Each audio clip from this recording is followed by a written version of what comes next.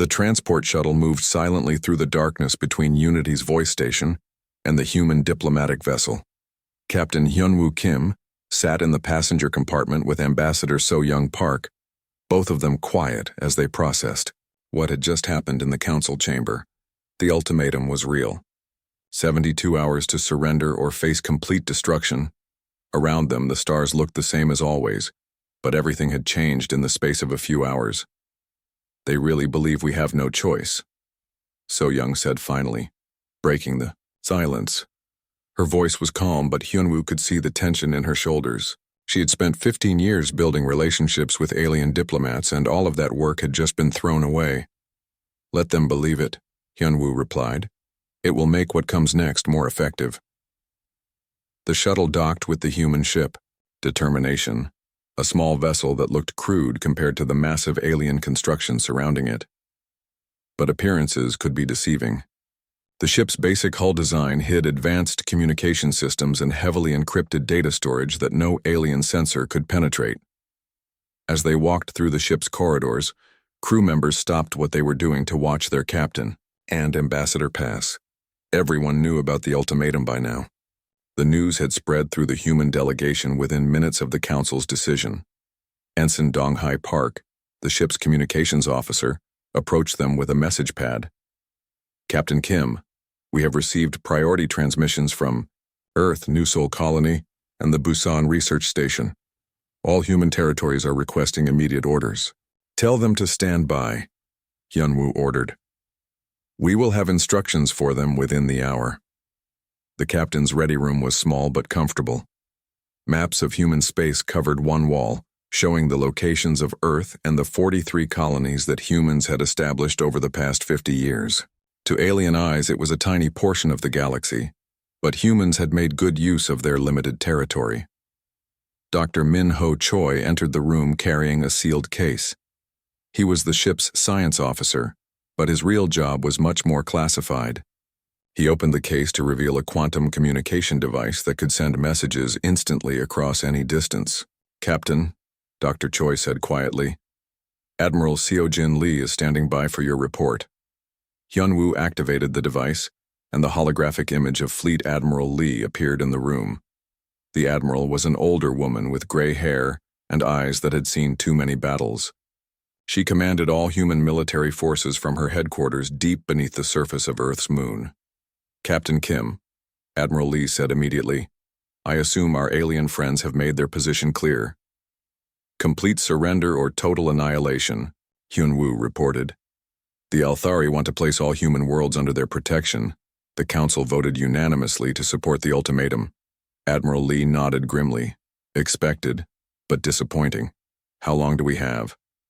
72 hours from the time we received the ultimatum. That gives us approximately 68 hours to prepare our response. More than enough time, the Admiral replied. Dr. Choi, is the Prometheus package ready for deployment? Dr. Choi straightened to attention. Yes, Admiral. All systems have been tested and verified. We can begin implementation immediately upon your authorization. Ambassador So-young leaned forward. Admiral Lee, are we really going to do this? Once we reveal our capabilities, there will be no going back to peaceful coexistence. Ambassador Park, the Admiral replied seriously. Peaceful coexistence was never an option. The aliens have been planning this for years. They view humanity as a problem that needs to be solved through conquest or destruction. She activated displays showing intelligence reports that human agents had gathered over the past decade. The Althari have been building invasion fleets specifically designed to attack human colonies. The Zephyrians have developed new weapons, systems optimized for destroying human defensive positions. Even the supposedly peaceful Cepheid Union has been stockpiling resources for a long occupation of human territory. They never intended to treat us as equals, Admiral Lee continued. To them, we are primitive barbarians who accidentally developed space travel. They believe we are too dangerous to remain independent and too useful to simply eliminate. Hyunwoo studied the intelligence reports with growing anger. How long have they been planning this? Since first contact 23 years ago, Dr. Choi answered. Our analysis suggests that every major alien power has been waiting for an excuse to intervene in human affairs. The conflicts in the Kepler sector just provided them with the justification they needed. The captain walked to the wall displaying maps of human space. 44 worlds scattered across dozens of star systems, connected by trade routes and defended by a small fleet of ships that looked primitive compared to alien technology. What they don't understand, Yunwu said slowly, is that humans have been preparing for this possibility since we first realized we were not alone in the galaxy. Admiral Lee smiled grimly. Exactly, Captain. While they were building their pretty ships and advanced weapons, we were remembering the lessons our ancestors learned during the dark centuries on Earth. She activated new displays showing human military doctrine. The aliens fight civilized wars with rules and limitations. They use weapons designed to disable rather than destroy. They avoid permanent damage to resources they might want to capture later. But humans learned long ago that the most effective way to prevent wars is to make victory impossible for everyone involved, Dr. Choi added. While they were advancing, beyond nuclear weapons, we were perfecting them. Ambassador So Young looked uncomfortable. Admiral, nuclear weapons have been considered barbaric by galactic standards for thousands of years. Every species abandoned them when they developed cleaner alternatives. And that is exactly why they will be effective, Admiral Lee replied. The aliens have no defense against weapons they consider obsolete. Their shields are designed to stop energy beams and particle weapons. They have never encountered nuclear radiation or electromagnetic pulses. Captain Hyunwoo activated his personal communication device to contact his senior officers. Commander Jaewon Kim, report to the ready room immediately. Bring the tactical assessment files. While they waited, Admiral Lee continued her briefing. Captain, the success of our response depends on perfect timing and complete commitment. The aliens must understand that attacking humanity means choosing between victory and survival. Commander Kim arrived within minutes. She was the ship's tactical officer and a specialist in human weapons systems. She carried a secured datapad containing information that was classified at the highest levels of human government. Commander, Admiral Lee said, please show our diplomatic team what we have been building. Commander Kim activated her datapad, and holographic displays filled the room. The images showed production facilities, weapon storage sites, and deployment systems that had been hidden throughout human space for over a decade. These are our nuclear manufacturing plants, she explained. Built deep underground on 12 different worlds, protected from orbital bombardment and hidden from alien sensors. Each facility can produce 50 nuclear warheads per month. The displays showed stockpiles of weapons ranging from small tactical devices to massive strategic warheads capable of destroying entire continents. Current inventory stands at 47,000 nuclear devices of various types and yields. Ambassador So Young stared at the numbers in shock. 47,000 nuclear weapons? How is that possible? The materials alone would require enormous mining operations. We have been very busy during the past 20 years of peace, Dr. Choi replied. Every asteroid mining operation, every deep space survey mission, every scientific expedition has been collecting the materials we needed. Commander Kim changed the display to show delivery systems. More importantly, we have positioned these weapons throughout space using stealth technology the aliens cannot detect. The new images showed thousands of small vessels drifting in the darkness between star systems. Each one was designed to look like space debris or natural asteroids to alien sensors. Chemical propulsion systems and minimal electronics, Commander Kim explained. To sensors calibrated for exotic matter drives and energy signatures, these vessels are invisible. We have positioned nuclear weapons within striking distance of every major alien population center. Admiral Lee leaned forward intensely.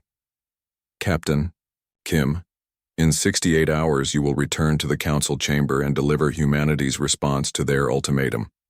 You will show them exactly what happens when they threaten the wrong species.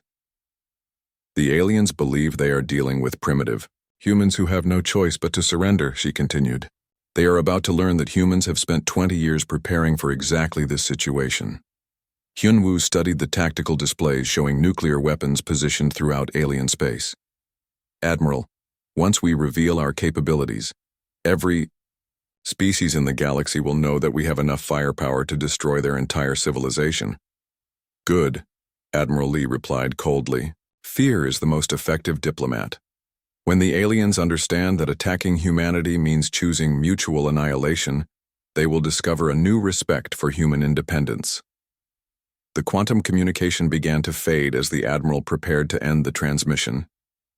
The human delegation quarters were small compared to the massive council chambers, but they felt safe. Captain Hyunwoo Kim sealed the door behind them and activated the privacy shields that would block alien listening devices. Ambassador So Young Park immediately moved to the communication console while Dr. Ji-Hai Choi pulled out her encrypted datapad. Get me Fleet Admiral Dongmin Lee, Hyunwoo ordered. Priority Alpha connection. The quantum entanglement communicator hummed to life.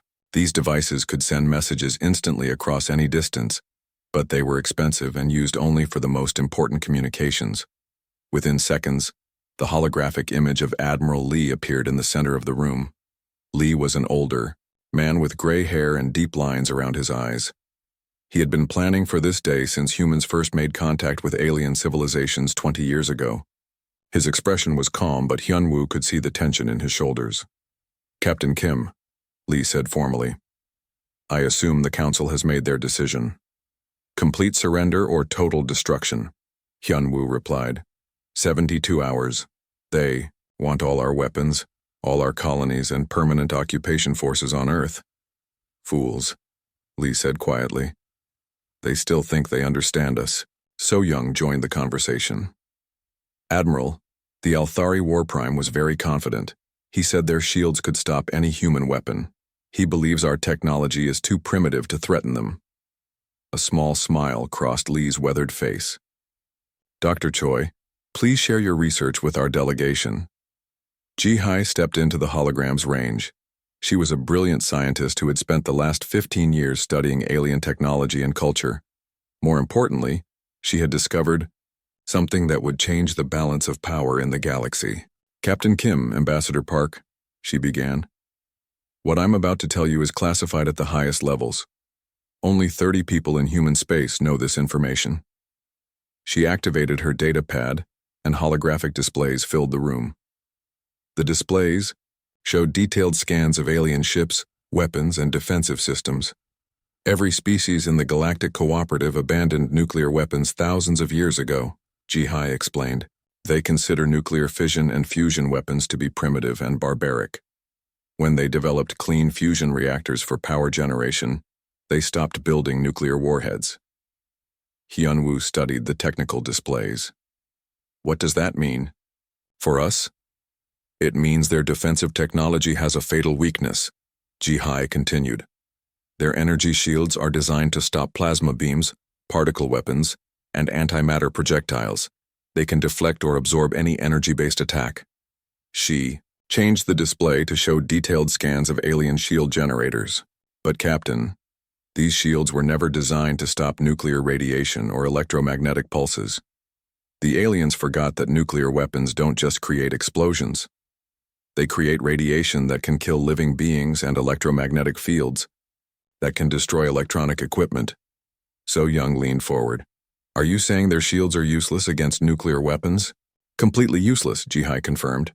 A nuclear warhead would pass through their shields like they didn't exist.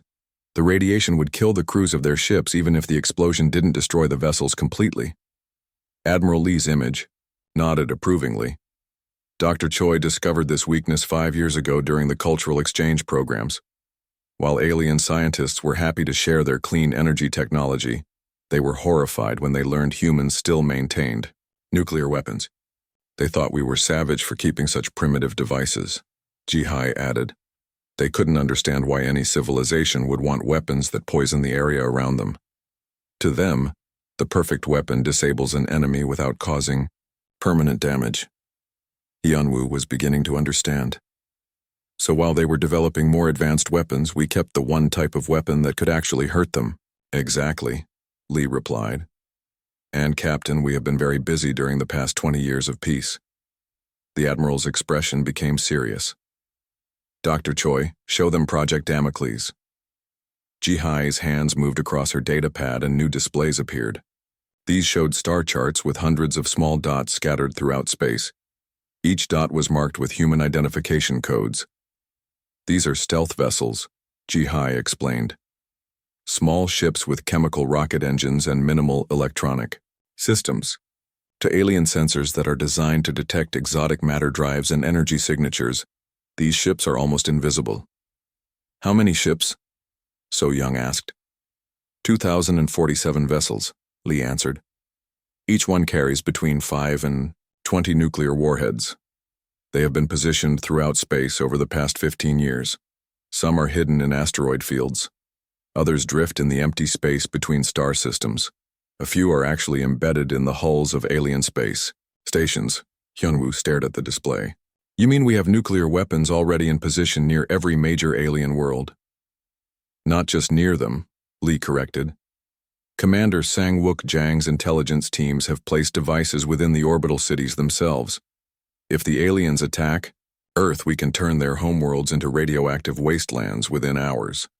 Dr. Jihai brought up another display showing the alien psychology profiles her team had developed. Captain, this is the most important part. Human military doctrine accepts that some battles require terrible sacrifices. We understand the concept of mutually assured destruction. If we cannot win, we make sure our enemies lose everything too. But the aliens don't think that way, So Young realized. Correct. Jihai nodded. They have fought civilized wars for thousands of years, wars with rules and limitations. They capture territory, not destroy it. They disable enemy forces, not annihilate them. The idea of deliberately making a world uninhabitable for centuries is completely alien to their thinking. Admiral Lee leaned forward in his holographic display. Captain Kim, the aliens think humans are primitive because we still fight wars to win, instead of fighting wars to prove points. They see our willingness to use devastating weapons as evidence that we are too savage for civilized society. They never considered that our savagery might be exactly what makes us dangerous, Hyunwoo said. The Althari have conquered 12 star systems, Lee continued, but they always left those systems habitable for future use. They cannot comprehend a species that would rather destroy everything than accept defeat. Jihai activated a final display, showing radiation measurements from old nuclear test sites on Earth. Captain, some areas of our homeworld are still radioactive, from weapons tests conducted centuries ago. The aliens find this horrifying. They think we are insane for building weapons that poison our own planet. But that poisoning proves we will use them, So Young understood. Exactly, Lee replied. Every other species in the galaxy gave up nuclear weapons because they were too destructive. We kept them for the same reason. Hyunwoo studied the tactical displays showing the positions of the hidden nuclear vessels. Admiral, what are your orders? Prepare for Operation Prometheus, Lee commanded. If the aliens attack any human world, we simultaneously detonate nuclear devices at every major alien population center and industrial facility. We cannot match their technology, but we can make sure that victory costs them everything they have built. The holographic connection began to fade as Lee prepared to end the transmission. Captain, the aliens believe they are about to solve the human problem through superior firepower. They are about to learn that humans have already solved the alien problem through superior ruthlessness. As the Admiral's image disappeared, the three humans stood in silence. Outside their small quarters, 47 alien species were celebrating what they believed would be humanity's surrender or destruction.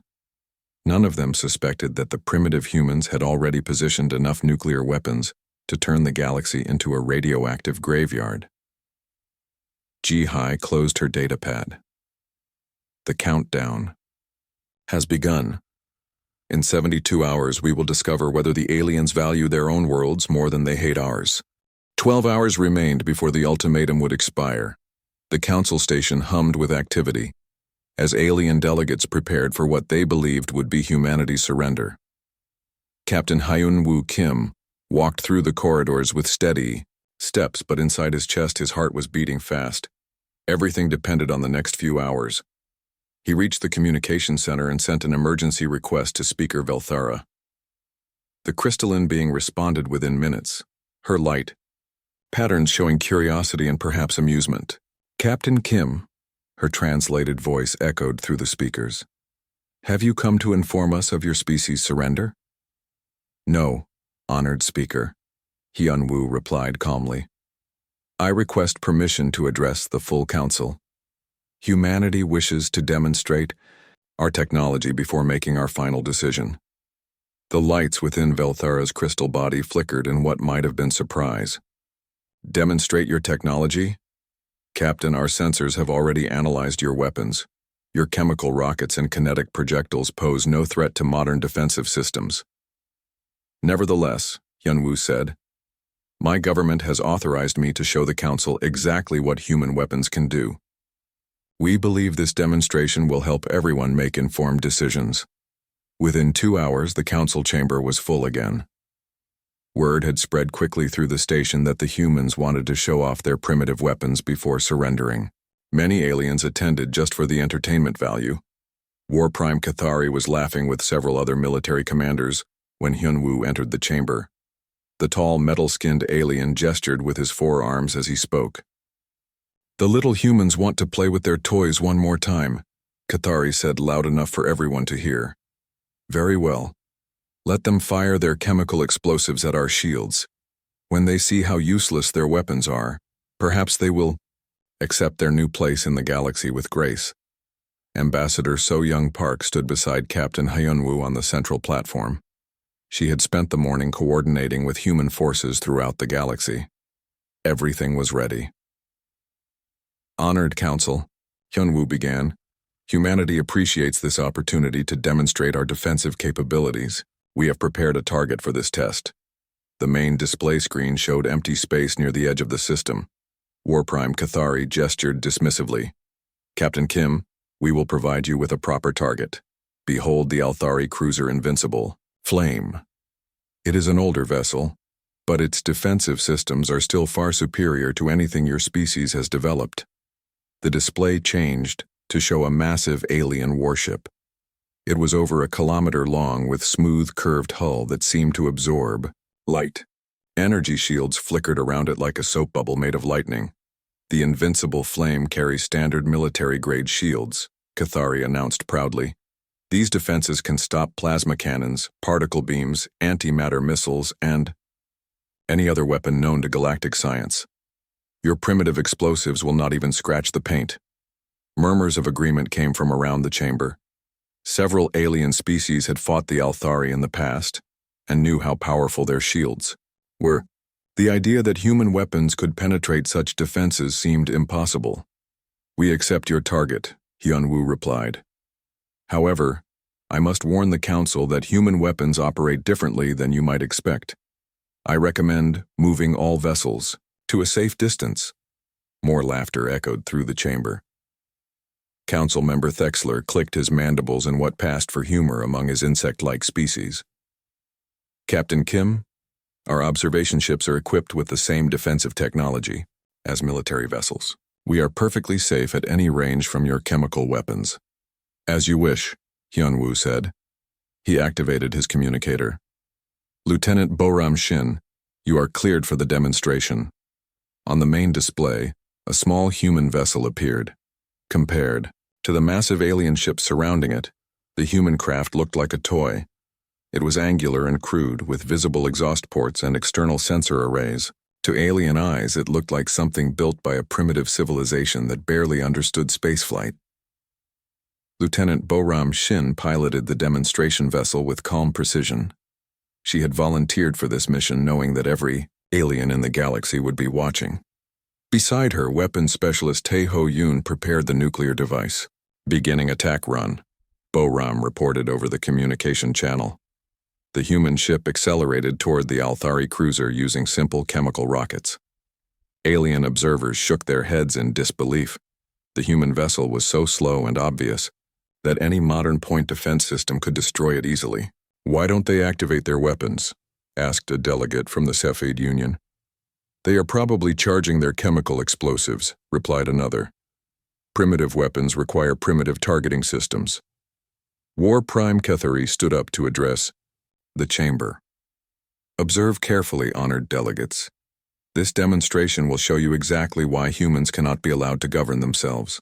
They still use weapons that were obsolete when our ancestors first learned to build starships. The human vessel fired a single missile. It was a simple chemical rocket with no exotic matter propulsion or energy guidance systems. To the aliens watching, it looked like exactly what they expected from a backward species. Target locked, Teho reported calmly. Nuclear device armed and ready. The missile streaked toward the Althari cruiser. The alien ship's defensive systems detected the incoming projectile immediately, but the AI controlling the shields was confused. The missile carried no energy signature that would indicate an antimatter or plasma warhead. It appeared to be nothing more than a chemical explosive. Impact in 10 seconds, Boram announced.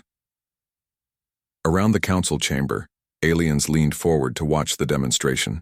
They expected to see the missile bounce harmlessly off the Althari shields or perhaps create a small explosion that would be easily absorbed by the defensive systems. Instead, they saw the birth of a new star. The nuclear warhead detonated with the force of 50 million tons of chemical explosive. But the explosion was unlike anything the aliens had ever witnessed. Instead of the focused energy beams they were used to, this was raw nuclear fire spreading in all directions. The brilliant flash lasted only seconds, but it temporarily blinded several species whose eyes were adapted to different parts of the light spectrum. Emergency filters activated throughout the observation fleet as radiation detectors began screaming warnings. When the light faded, the Althari cruiser was gone. In its place was an expanding cloud of radioactive gas and twisted metal. The ship's mighty shields, designed to stop the most advanced weapons known to galactic science, had offered no protection at all against the nuclear forces. But that was not the most shocking part. The electromagnetic pulse from the nuclear explosion had spread far beyond the initial blast. Every ship within 50 kilometers suddenly found their electronic systems failing. Navigation computers crashed. Communication arrays went silent. Life support systems switched to emergency backup power. The Council observation fleet, which had been positioned at what they thought was a safe distance, was now drifting helplessly in space. War Prime Cathari stared at the display in complete silence. The proud Althari cruiser that had survived battles against 12 different species had been vaporized by a single human weapon.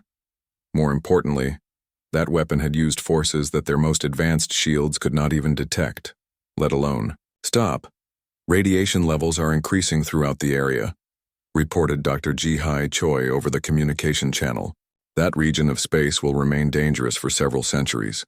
Any ship entering the contaminated zone without proper shielding will expose its crew to lethal radiation doses.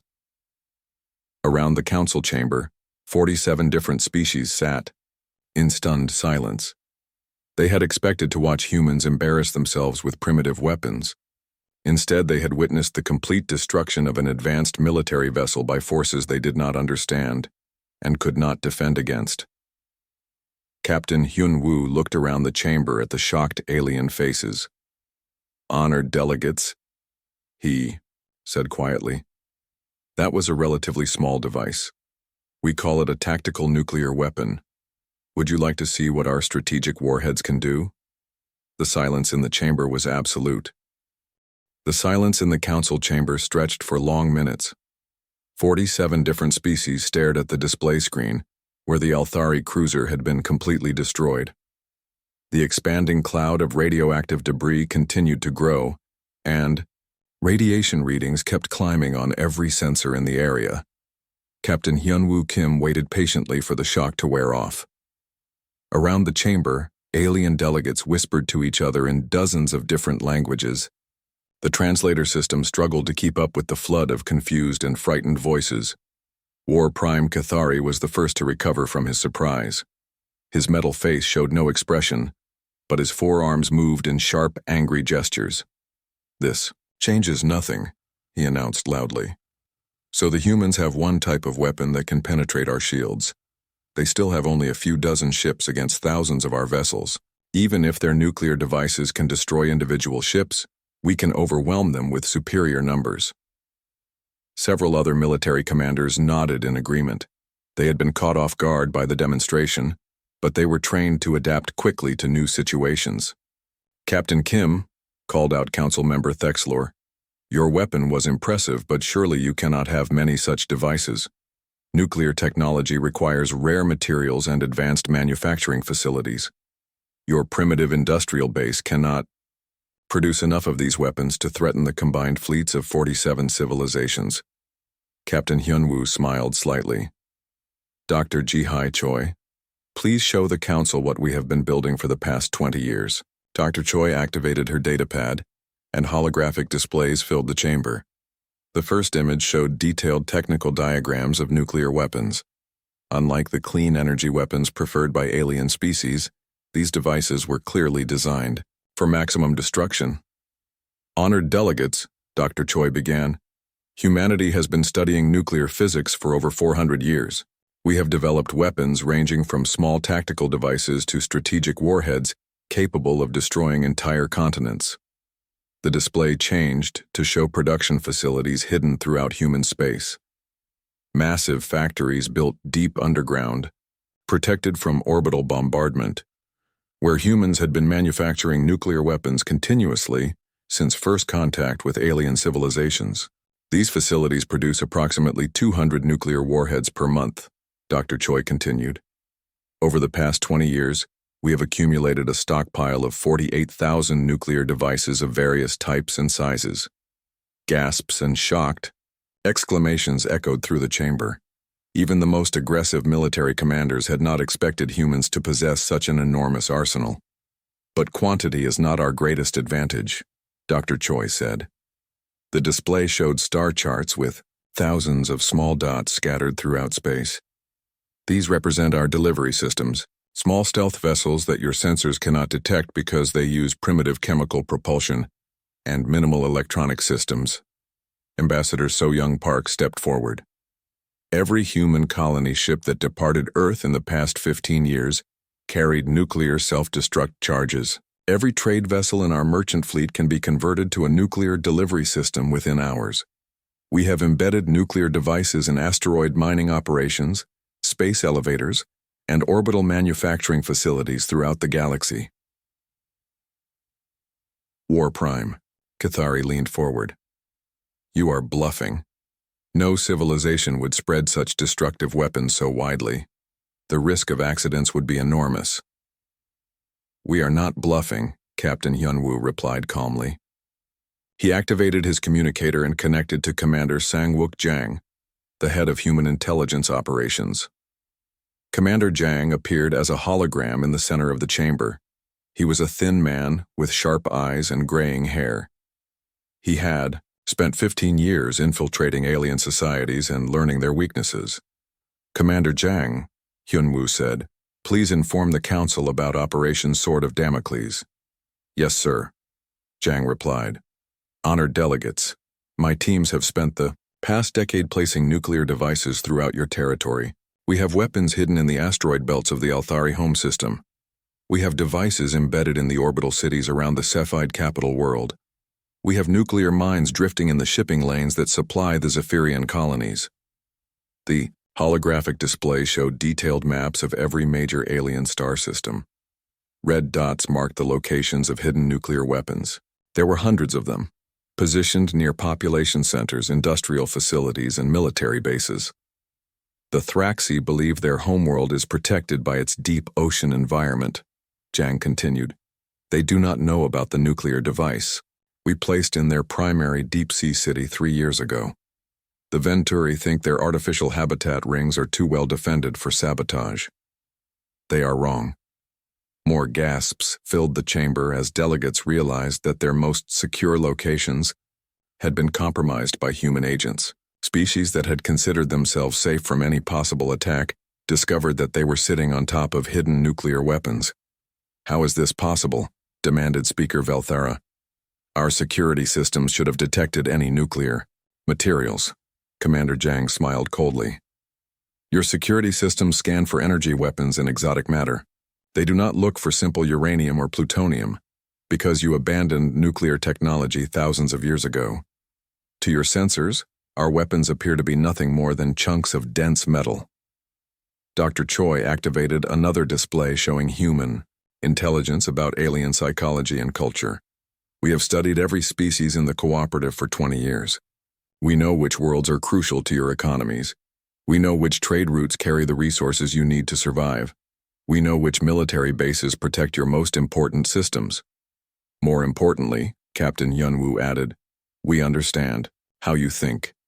You fight wars to capture territory and resources. You try to disable your enemies so you can rule over them later.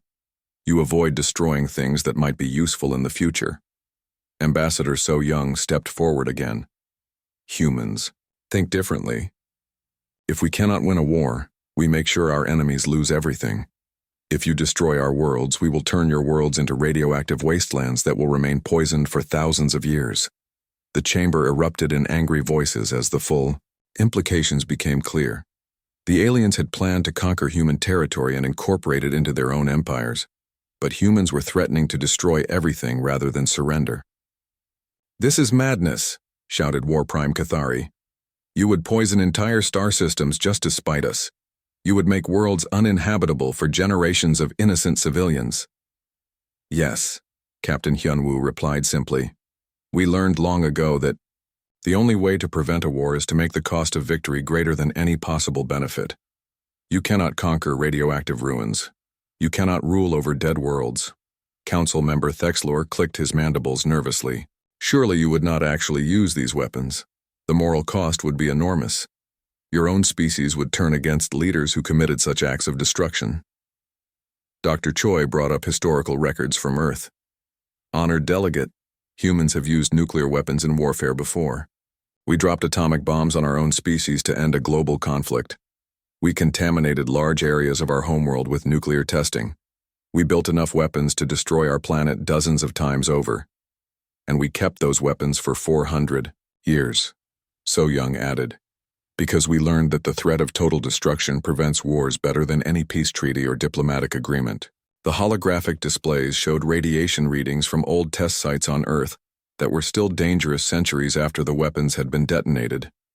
It was proof that humans were willing to accept long-term environmental damage if it served their strategic goals. The difference between humans and every other species in this galaxy, Captain Hyunwoo concluded, is that we understand mutually assured destruction.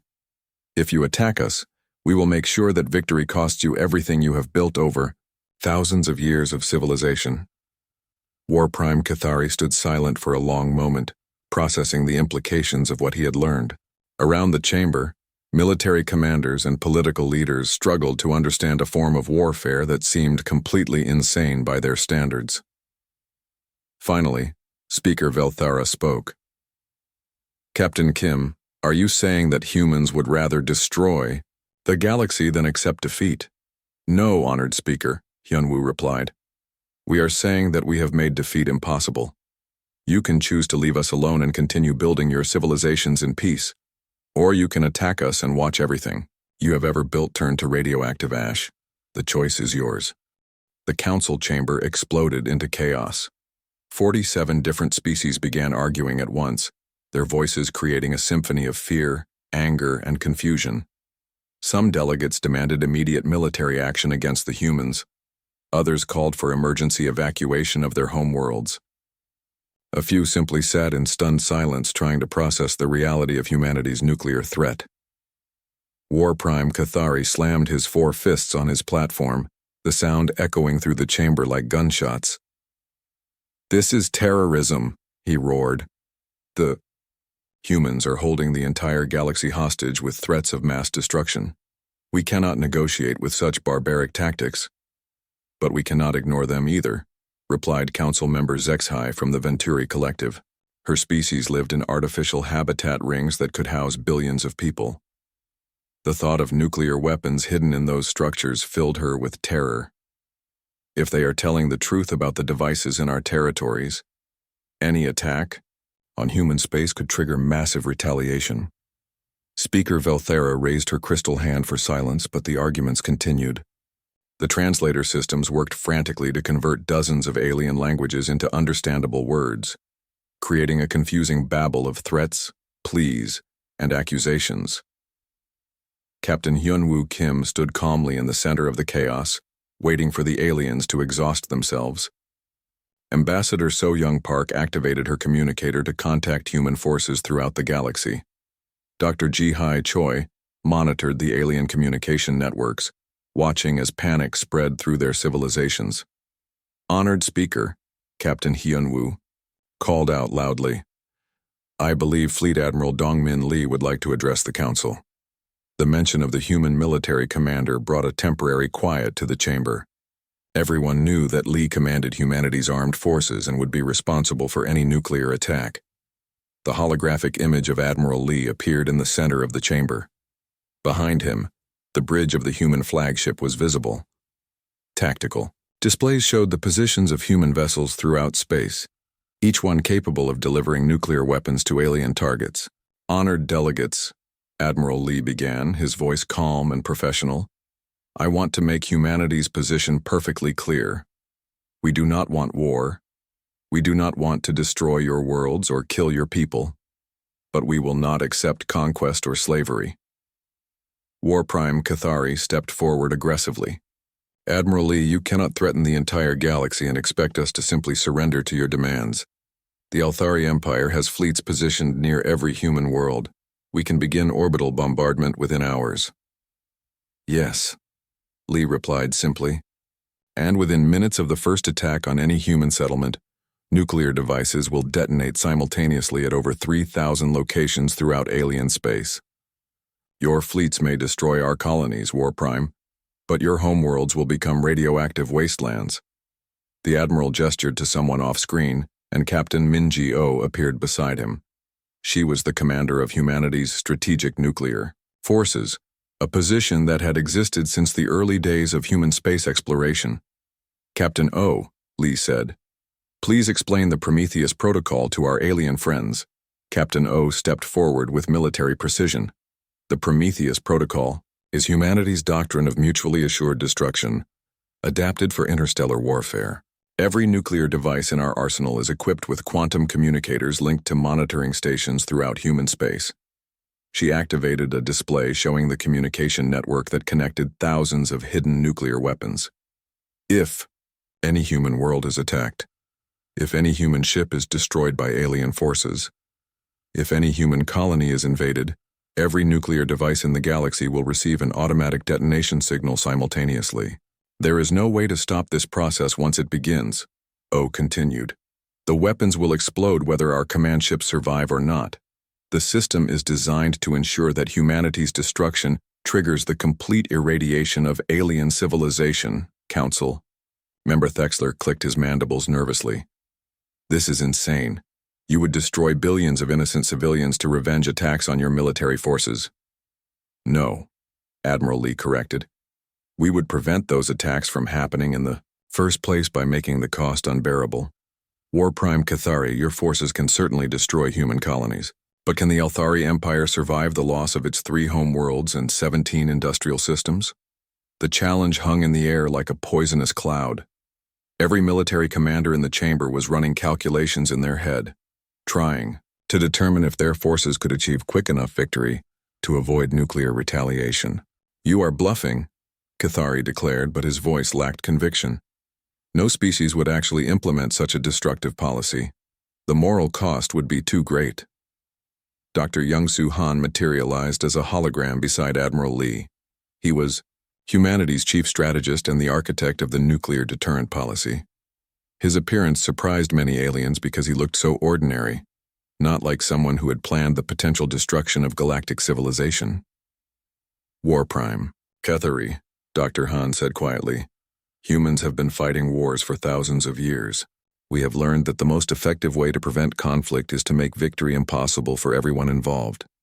He activated displays showing Earth's history of nuclear deterrence.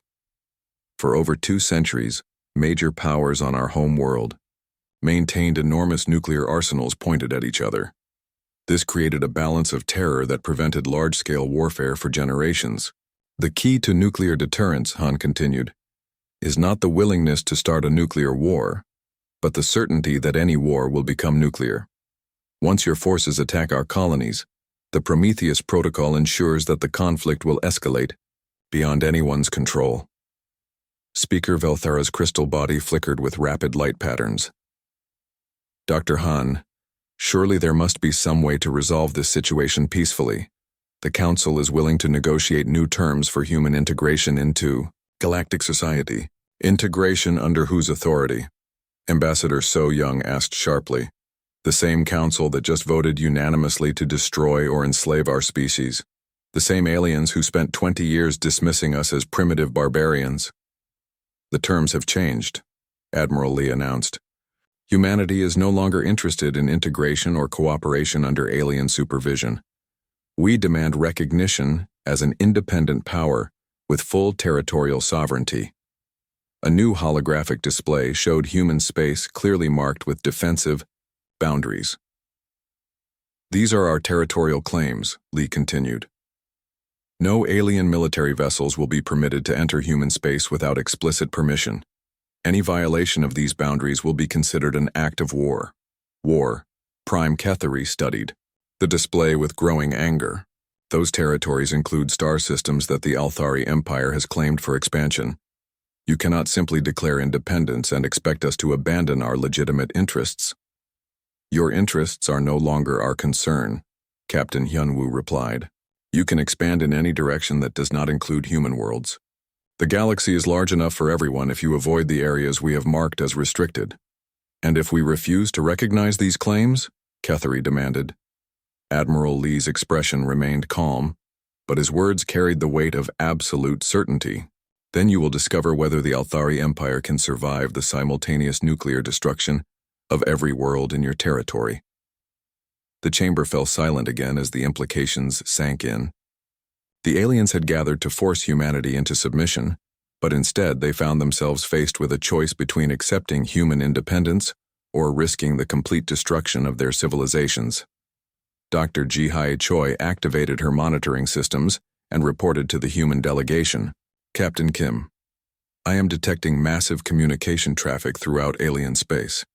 Their governments are receiving reports about our demonstration and demands. Several species are beginning emergency evacuations of their most important facilities. Let them evacuate, Admiral Lee replied. It will not save them if they choose war over peace. Nuclear weapons travel faster than evacuation ships, and radioactive contamination lasts longer than any species' lifespan. Council member Zexhai from the Venturi Collective was the first to break the silence. Admiral Lee, if humanity agrees to limit their expansion to the territories shown on your display, and if you promise not to use nuclear weapons for conquest, the Venturi would support recognition of human independence. The Cepheid Union would also consider such an agreement, added another delegate. Peaceful coexistence is preferable to mutual annihilation. War Prime Ketheri looked around the chamber and saw fear in the faces of species that had never known defeat. Civilizations that had existed for thousands of years were suddenly facing the possibility of complete extinction because of human nuclear weapons. The Althari Empire does not negotiate with terrorists, he declared, but his voice was no longer confident. The reality of mutually assured destruction was beginning to penetrate even his military mindset. Then the Althari Empire will cease to exist within hours of attacking any human world, Admiral Lee replied with mechanical precision. The choice is yours, War Prime. Peace or radioactive oblivion. The negotiation had begun, but everyone in the chamber understood that humanity held all the cards. The aliens could choose to recognize human independence or they could choose to die. 48 hours had passed since the ultimatum deadline expired. The council chamber was packed with delegates from every species in the Galactic Cooperative, but the atmosphere was completely different from the confident gathering that had voted to destroy humanity just 2 days earlier. War Prime Ketheri stood at his platform, but his proud posture had changed. His 4 arms hung at his sides and his metal face showed signs of stress. When he spoke, his voice carried the weight of a military commander who had discovered that his greatest enemy was beyond his ability to defeat. The Althari advance fleets have withdrawn from human territory, he announced reluctantly. Our sensors detected the nuclear mines that human intelligence operatives placed in our patrol routes. The potential for catastrophic losses was deemed too great to justify continued military operations. Around the chamber, other military leaders nodded in grim understanding. Every species had discovered nuclear weapons hidden in their most secure territories. The humans had been planning for this confrontation for 20 years, and their preparation showed. Council member Thexler clicked his mandibles as he delivered his report. The Economic Analysis Division has completed their assessment of potential nuclear retaliation. If the humans carry out their threats, the resulting destruction would collapse interstellar trade for at least 5 centuries. The cost of rebuilding destroyed worlds would bankrupt every civilization in the galaxy. Speaker Velthara's crystal body flickered with patterns that indicated deep concern. The Council recognizes that the situation has changed dramatically. We must adapt our policies to address the new reality of human nuclear capability. Ambassador So-Young Park stood on the central platform beside Captain Hyun-Woo Kim. She carried a formal diplomatic document that represented months of careful preparation. Human intelligence had predicted this moment and prepared accordingly. Honored Speaker, So-Young began. Humanity presents the following proposal for permanent peace between our species and the Galactic Cooperative. The main display activated to show detailed maps of human space. The boundaries were clearly marked with bright red lines that seemed to glow with menace. First, the Council will formally recognize human territorial sovereignty over all star systems currently occupied by human colonies, plus a defensive buffer zone of 50 light-years around each system. Murmurs of concern rippled through the chamber. The human territorial claims included several star systems that other species had planned to colonize or exploit for resources. Second, So-Young continued, all alien military vessels are permanently banned from entering human space without explicit written permission from human authorities. Violation of this restriction will be considered an act of war justifying immediate nuclear retaliation. War Prime Cathari stepped forward. Ambassador Park, those territorial claims conflict with established Althari expansion plans. We cannot simply abandon star systems that our government has already designated for colonization. You can and you will, Captain Hyun-Woo replied coldly, unless the Althari Empire believes it can survive the nuclear destruction of every world in your territory. Dr. Ji-Hai Choi activated holographic displays showing radiation monitoring data from the nuclear demonstration 2 days earlier. The area where we destroyed the Althari cruiser is still emitting dangerous levels of radiation. Our analysis indicates it will remain lethal to most forms of life for approximately 800 years. That was a relatively small tactical device, she continued. The strategic warheads we have positioned throughout your territories are 50 times more powerful. They would create radiation zones spanning entire star systems. The implications were clear to everyone in the chamber. Human nuclear weapons did not just destroy targets, they made them permanently uninhabitable. Any war against humanity would leave the victors ruling over poisoned ruins. Third, So-Young announced, humanity will establish nuclear exclusion zones around all our territories. These zones will be monitored by automated nuclear mines programmed to detonate if any military vessel approaches within the specified boundaries. Council member Zexhai from the Venturi Collective raised a concern. Ambassador Park, how can we maintain normal trade and diplomatic relations if your territories are surrounded by nuclear weapons? Trade vessels and diplomatic ships will be permitted to pass through designated corridors, So-Young replied. However, all such vessels must submit to inspection by human customs officials and follow specified flight paths. Any deviation from approved routes will trigger automatic nuclear response. The chamber filled with anxious whispers as delegates realized how completely human nuclear weapons would reshape galactic politics. Species that had dominated interstellar affairs for thousands of years were suddenly constrained by the threat of human retaliation. Admiral Dongmin Lee appeared as a hologram in the center of the chamber. Behind him, the bridge of the human flagship showed tactical displays monitoring nuclear weapons throughout the galaxy. Honored delegates, Admiral, Lee began, I want to emphasize that humanity has no desire for conquest or expansion beyond our designated territories. Our nuclear arsenal exists solely as a defensive deterrent. He activated displays showing human defensive doctrine. However, Our definition of defensive action includes preemptive strikes against any force that threatens human security. If our intelligence services detect preparations for attack on human territory, we will not wait for the first shot to be fired. War Prime Cathari struggled with the new reality. Admiral Lee, the Althari military doctrine requires us to maintain the capability for rapid response to security threats. We cannot simply ignore the nuclear weapons you have positioned near our worlds. Then you face a choice, Lee replied. You can accept that human nuclear weapons are permanent facts of galactic politics, or you can attempt military action and discover what 60,000 nuclear warheads can do to the Althari Empire. Dr. Young Suhan materialized beside Admiral Lee. War Prime, your species has spent centuries perfecting the art of conquest through superior technology. You have forgotten the older art of victory through superior will. Humans understand something that you have forgotten, Han continued. Sometimes, the most effective weapon is one too terrible to use. The threat of nuclear annihilation prevents wars more effectively than any peace treaty or diplomatic agreement. Speaker Velthara processed the human demands for several minutes, her crystal body flickering with complex light patterns. Finally, she spoke with the authority of the entire Galactic Council. The Council finds itself faced with unprecedented circumstances. Humanity possesses weapons that render conventional military responses ineffective and threatens consequences that no civilization can accept. She paused, and the chamber fell completely silent.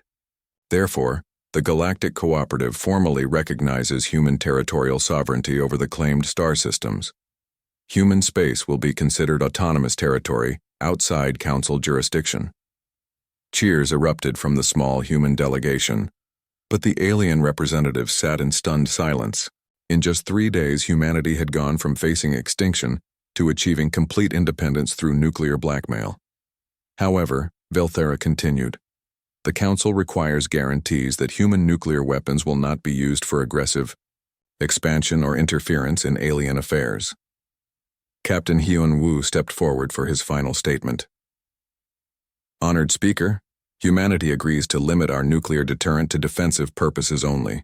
We have no interest in conquering alien worlds or ruling over other species.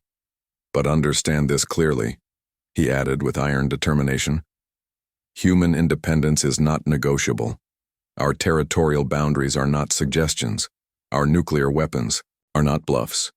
Any species that threatens human security will discover that we do not fight wars to capture territory or resources. We fight wars to ensure that our enemies cease to exist. Ambassador So Young presented the formal treaty documents to Speaker Velthara. This agreement establishes humanity as an equal power in galactic affairs, protected by the certainty of nuclear retaliation against any aggressor. The tide of galactic politics has turned, So Young concluded, not because humans built better ships or developed superior technology, but because we remembered something the galaxy forgot. Sometimes peace can only be maintained through the promise of mutual destruction. As the council session ended, delegates from 47 species filed out of the chamber in subdued silence. They had come to witness humanity's surrender, and instead, had watched the birth of a new superpower armed with weapons too terrible to challenge. Captain Hyun-woo Kim stood with his fellow humans and watched the aliens leave. They had won complete victory without firing a shot in anger, achieved through the simple demonstration that human nuclear weapons could destroy everything the aliens had built over thousands of years. The galaxy would never be the same. Humanity had taken their place among the stars not as subjects or servants, but as the species too dangerous to threaten and too determined to defeat. Nuclear weapons had made them untouchable, but more importantly, they had made war against humanity unthinkable. In a galaxy full of advanced civilizations, the most primitive weapons had proven to be the most effective deterrent. The humans had brought nuclear fire to the negotiating table, and the tide had turned in Z.